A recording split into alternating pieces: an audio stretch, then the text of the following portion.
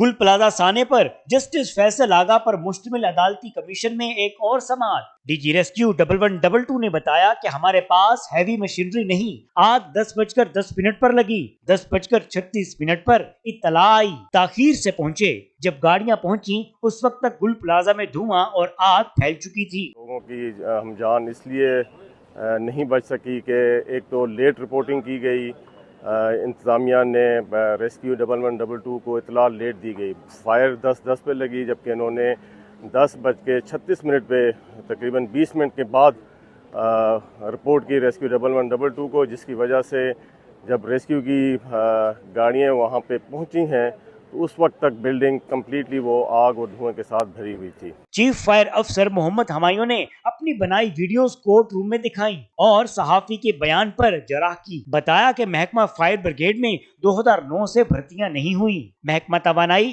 के electric inspector ने commission के सामने बयान में कहा कि 2030 से इंस्पेक्शन बंद है। अदालती कमीशन में समाअत के दौरान वुकला रेस्क्यू 1112 के डॉक्टर आबिद भी मौजूद थे। कमीशन की कार्रवाई का सिलसिला जारी रहेगा।